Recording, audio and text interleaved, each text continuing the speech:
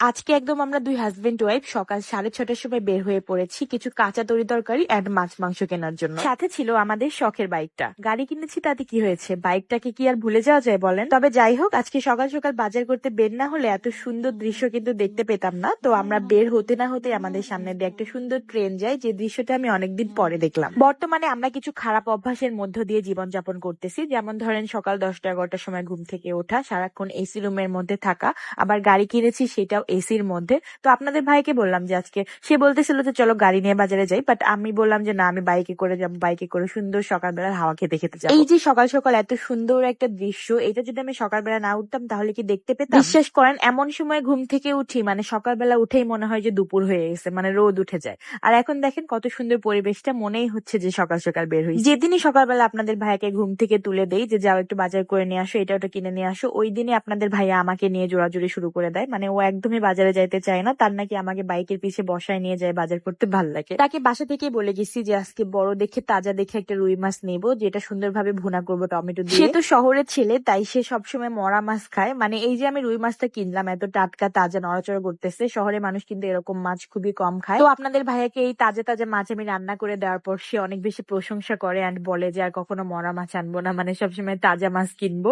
তো আপনাদের ভাইয়ের কিছু কিছু অভ্যাস আমি আস্তে আস্তে চেঞ্জ করতেছি, যেরকম সকালবেলা উঠে ভাত খাওয়াচ্ছি, মানে সে সকালবেলা উঠে নাস্তা খায়, চা বিস্কিট এগুলা খায়, বাট আমি এখন সকাল সকাল ভাত রান্না করি এন্ড সে ভাত। তো গাইস, রিসেন্টলি তোমরা আমাদের প্রোডাক্টটা এত এত বেশি পারচেস করতেছো, আলহামদুলিল্লাহ, আর এত এত কাস্টমার রিভিউ পাচ্ছি যেটা বলে বোঝানোর মতো না। আর তোমাদের অনেক অনেক থ্যাঙ্কস আমাদের প্রোডাক্টটাকে এত বেশি ভালোবাসার জন্য।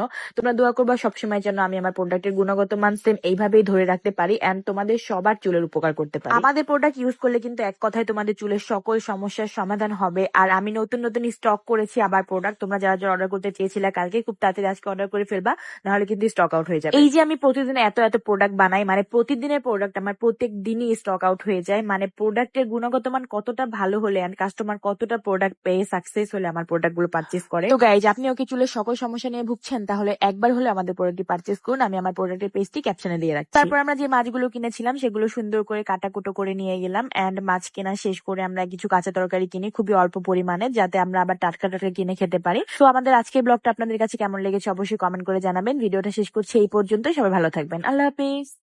যাই হোক, মজা করছিলাম গাইস।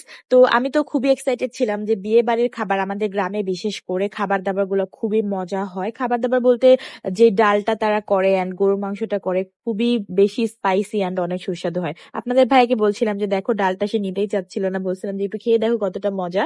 তারপর সে ডালটা চেক করে বলতেছিল যে আসলেও তো অনেক মজা। তারপর আমরা একদম আনলিমিটেড পেট পুরে খাওয়া দাওয়া করি এন্ড খাওয়া দাওয়া শেষ করে আমাদের রুমে গিয়ে একটু এসি রুমে বসি এন্ড দেখেন আমার রুমটা আম্মু কি অবস্থা বানায় রাখছে। মানে আমি রুমে থাকলে আমার রুমটা কত সুন্দর থাকে আপনারা তো দেখছেন, বাট দেখেন গাইজ আমার রুমটা কেমন হয়ে গেছে। প্রায় 1 থেকে 1.5 মাস পরে বাসায় আসছি, বাবার বাসাতে আসছি, খুব ভালো লাগতেছিল, বাট খুবই ইম্পর্টেন্ট আমাদের কাজ ছিল, যার কারণে আমরা কিন্তু বাসায় আজকে থাকতে পারি নাই। বাট আমাদের কাজগুলো শেষ করে খুব শীঘ্রই বাবার বাসাতে গিয়ে কয়েকদিন থেকে আসবো।